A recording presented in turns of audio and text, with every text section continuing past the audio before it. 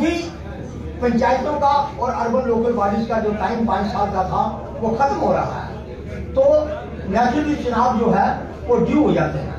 लेकिन चुनाव की जो नोटिफिकेशन निकाली गई, उस चुनाव की नोटिफिकेशन के अंदर शेड्यूल कास्ट का रिजर्वेशन था, शेड्यूल ट्राइब का और लेडीज का एज पर देयर पॉपुलेशन, लेकिन उसमें ओबीसी का कोई नाम निशान नहीं था, उसमें ओबीसी को रिजर्वेशन नहीं दी।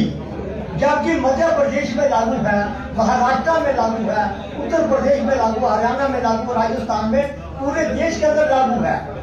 लेकिन अगर म्यूनिसिपल चुनाव होते हैं यहाँ पे तो उसमें हिस्सेदारी चाहिए ओबीसी की, जिनकी 32% पॉपुलेशन है जम्मू कश्मीर के अंदर।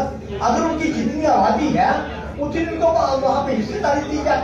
तो 77 साल हो गए, 77 साल 77 ईयर आजादी के, तो फिर कैसे मान लेंगे कि हम आजादी के अंदर रह रहे हैं? अगर जब स्टेट का जो दर्जा था वो भी खत्म हो गया, यूनिट टेरिटरी बन गई, उसका मतलब now all the central कानून्स laws are not applicable directly in Jammu and Kashmir। अगर वो laws डायरेक्ट लागू थे तो फिर जो चुनाव की घोषणा की गई उसमें ओबीसी की हिस्सेदारी होनी चाहिए। तो मैं प्रधानमंत्री जी से निवेदन करता हूँ कि आपने वायदा किया था मौलाना आजाद स्टेडियम में 2014 में, आपने ये बात कही थी कि ओबीसी को सबसे ज्यादा, जम्मू कश्मीर में सबसे ज्यादा अन्याय ओबीसी के साथ हो रहा है।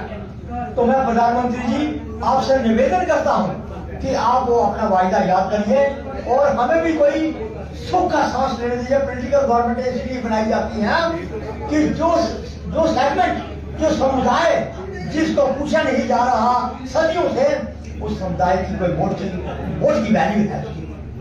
एक वोट जो बाबा साहब ने, 1 मैन 1 वोट, अगर उसकी ताकत है, वोट की ताकत है, तो फिर ओबीसी को भी पंचायती राज सिस्टम और अर्बन लोकल बॉडी में हिस्सेदारी मिलनी चाहिए।